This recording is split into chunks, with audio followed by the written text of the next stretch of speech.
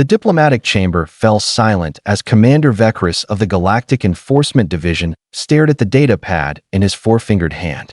His scales rippled with confusion, a biological tell he couldn't suppress even after decades of training. "You're telling me," he said slowly, his translator struggling with the inflection, "that humans live with apex predators inside their homes?" Ambassador Katherine Morse smiled in that peculiar way humans did, showing teeth. Vekris had learned this wasn't a threat display, though every instinct screamed otherwise. "Well, yes. We call them dogs now. Been doing it for about 40,000 years, give or take." 40,000 years, that Vekris's assistant, a young Threxian named Palm, made a choking sound that translated roughly to stunned disbelief. The rookie had insisted on joining this first contact mission, eager to meet the species everyone in the galaxy was gossiping about. Now he looked like he regretted every life decision that led him here. "Apex predators," Vekris repeated, because apparently his brain needed to hear it again to process the sheer lunacy. "The same creatures that hunt in packs? The ones with the teeth and the murder instincts?" "Oh, those murder instincts are still there," Katherine said cheerfully, pulling up a holographic image. "Let me show you what they used to be." The hologram materialized between them.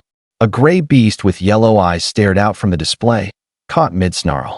Its fangs were easily the length of Vekris's smallest finger, designed by evolution for one purpose only: tearing through flesh. "This is a wolf," Katherine continued, zooming in on the creature's massive jaw. "Canis lupus. Top predator. Pack hunter. Could take down prey 5 times its size. Bite force of over 400 pounds per square inch." Palm whimpered. "And you domesticated these?" Vekris felt his lunch threatening to make a reappearance. "Sure did." Katherine's enthusiasm was somehow more terrifying than the wolf. "Took a few thousand years, but we figured it out. Now look at this." She swiped the image. The wolf disappeared, replaced by something that made Vekris question reality itself. That a tiny, fluffy creature stared at the camera, its fur an explosion of white and tan. It had the same basic structure as the wolf, technically speaking, but someone had clearly hit the shrink button and added a generous dose of absurdity. Its tongue lolled out sideways. Its eyes bulged slightly. It looked like a failed clone experiment. "This is a Pomeranian," Katherine said, barely containing her laughter. "Same species. Canis lupus familiaris. We did this on purpose." "You on purpose? Why?" Vekris managed. "Because they're cute." The word didn't translate properly. Vekris's device gave him something approximating small, aesthetically pleasing, triggers nurturing response. He looked at the ridiculous fluff ball again. Looked at the wolf. Back to the fluff ball. "You took an apex predator," he said carefully, "and turned it into that because of aesthetic preference. Also companionship, hunting assistance, herding, guard duty, emotional support, and about 15 other jobs. But yeah, mostly because we wanted to." Palm had backed himself into a corner, his skin cycling through colors that indicated extreme distress. "Commander, permission to return to the ship?" "Denied," Vekris muttered, because if he had to process this insanity, everyone did. "Ambassador Morse, help me understand. How did you convince these wolves to stop eating you long enough to become whatever that fluffy thing is?" Katherine leaned back in her chair, and her expression shifted to something almost philosophical. The smile remained, but her eyes held a depth that made Vekris suddenly remember that humans had conquered their homeworld's food chain despite being relatively small, having no natural weapons, and possessing skin that could be punctured by plant matter. "We didn't convince them, Commander. We made a deal. A deal. With animals. With wolves, specifically. See, they were hungry. We had food scraps. They were good at hunting. We were getting better at it, but could use the help. They had warm fur. We had fire. So we shared. You shared with something that could kill you." "Oh, Commander," Katherine said, and now her smile had an edge to it. "Everything on Earth could kill us. Still can, actually. Our planet is what you folks call a Class 7 death world, remember? We're not at the top because we're the biggest or the strongest. We're at the top because we're the best at making friends with things that could rip our throats out." The temperature in the room seemed to drop several degrees. "The wolves that took the deal," Katherine continued, "got guaranteed food, safety, warmth. In exchange, they protected us, hunted with us, became part of our family groups. The ones that didn't take the deal? They stayed wolves. Still out there, actually. We protect them now, too, because we're sentimental like that. Vekris thought about his own species' rise to sapience. They'd achieved it by avoiding predators, building high, staying safe. Most species did. The entire Galactic Enforcement Division existed partly because the idea of conflict was so foreign to most member species that they needed a dedicated force to handle the rare occasions it occurred. And here were humans, who apparently looked at predators and thought, friend-shaped. "How many of these domesticated wolves do you have?" he asked, dreading the answer. Katherine checked her datapad. "Current global estimate? About 900 million dogs. That's not counting the wolves, coyotes, foxes, and other canids. Just the domestic ones. 900 million, Vekris repeated faintly. Give or take. They outnumber humans roughly 9 to 1 in some countries. We love them." Paul made another distressed sound. "Commander," he whispered, "if they did this to apex predators, what did they do to themselves?" That question hit Vekris like a physical blow. Katherine's smile widened, and Vekris realized with growing horror that she'd been waiting for someone to ask exactly that question. "I'm so glad you brought that up, Palm." She tapped her datapad again, and new images flooded the holographic display. "Let me tell you about what we did to ourselves while we were busy domesticating everything else on our planet." The first image showed a human, but not like Katherine. This one was shorter, stockier, with a prominent brow ridge and features that seemed designed for a harsher world. The caption read, "Homo neanderthalensis. Meet our cousins," Katherine said. "Well, distant cousins.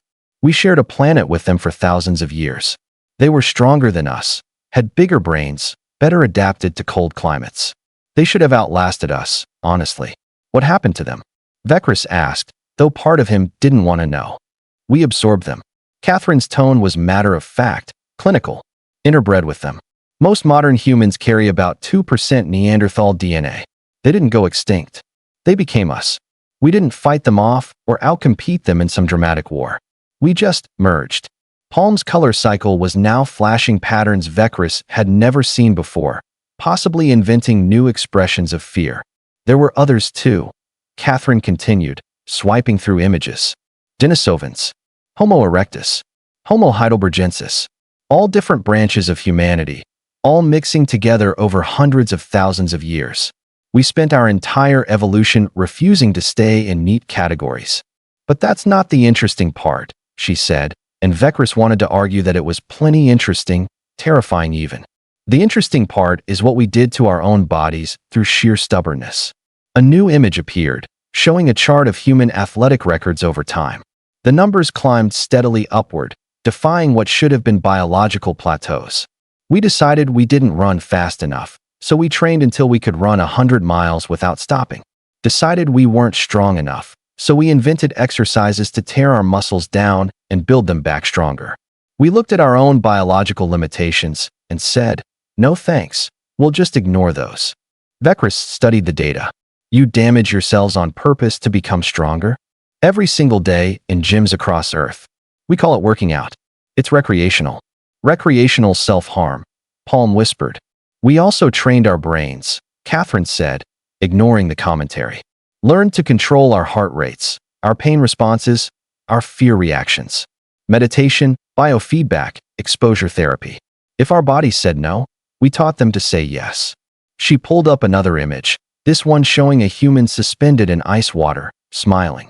Another showed someone running across hot coals. A third depicted a person lifting a vehicle off the ground in an emergency situation. "Hysterical strength," Katherine explained. "Our bodies keep about 80% of our real strength locked away to protect us from ourselves. But in extreme situations, that limiter turns off. Parents have lifted cars off their children. People have bent steel bars. We're literally too dangerous for our own bodies to let us use our full capacity." The room had gone very quiet. Even the environmental systems seemed to have stopped humming. "So let me make sure I understand this correctly," Vekris said, his voice steady despite the existential dread creeping through his system. "You found apex predators and made them into companions. You found rival human species and made them into relatives. And you found your own biological limitations and declared war on them." "Pretty much, yeah." Katherine shrugged, a gesture Vekris had learned meant casual acceptance. We're problem solvers, Commander. We see a challenge, we adapt. Sometimes that means making friends with wolves. Sometimes that means rewriting our own source code. Your species terrifies me, Vekris admitted. We get that a lot, actually. Katherine's expression softened slightly.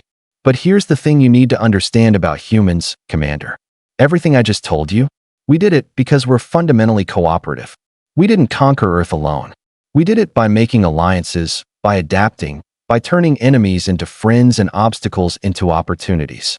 She stood up, walking to the viewport that showed Earth hanging in space, a blue and green marble that spawned nightmares. Those 900 million dogs? They chose us too. That's important. We offered partnership, not domination. Every wolf that became a dog did so because the deal was good for both sides. We're aggressive, sure. We're persistent, absolutely. But we're also the species that looked at something that could kill us and said, hey, want to be friends instead? Vekris joined her at the viewport, palm reluctantly shuffling over as well. From space, Earth looked almost peaceful. Hard to believe it was classified as one of the most hostile environments in the known galaxy. The Galactic Council is concerned, Vekris admitted. A species that can domesticate apex predators and modify their own biology through willpower alone? That's unprecedented. Some members are calling for quarantine until we better understand humans. I know, Katherine said quietly. That's why I'm showing you all this. Not to scare you, though I know it does, but because you need to understand what drives us. We don't see threats, Commander. We see potential partners. Every challenge is just a friend we haven't made yet. She turned to face him, and Vekris saw something in her eyes that made him reconsider everything he thought he knew about this species. Your enforcement division exists because most species avoid conflict, right? You're the exception, the ones willing to stand up when necessary. Vekris nodded. Then you and humanity have something in common. We're both willing to face the scary things. Difference is, we try to make friends with them first. If the galaxy is worried about humans, tell them this. We spent 40,000 years turning wolves into companions. We've had millions of years of practice at cooperation. We're really, really good at it. And if cooperation fails? Vekris had to ask that Katherine's smile returned, but this time it was sad, almost regretful. Then you remember that we domesticated wolves, Commander, not the other way around. We're still the species that climbed to the top of a death world food chain with no claws, no fangs, no armor. Just big brains, stubborn hearts, and an absolute refusal to quit. Paul made a sound that the translator rendered as philosophical acceptance of doom. I need to file my report, Vekris said finally. This is going to cause quite a stir in the council chambers. I know, but Commander, when you write that report, make sure they understand one more thing. Those wolves that became dogs. They're family now. We'd do anything for them. And they'd do anything for us. That's the kind of loyalty humans inspire. That's what we're offering the galaxy. Vekris looked at the ridiculous Pomeranian image still hovering in the holographic display, then at the wolf it came from, then at Katherine standing calmly before him. Humanity had taken apex predators and turned them into friends. Had taken their own biological limits and exceeded them through sheer determination. Had looked at a hostile universe and decided to make it home. The galaxy had no idea what it was in for. And somehow, terrifyingly, Vekris suspected that was going to be a good thing.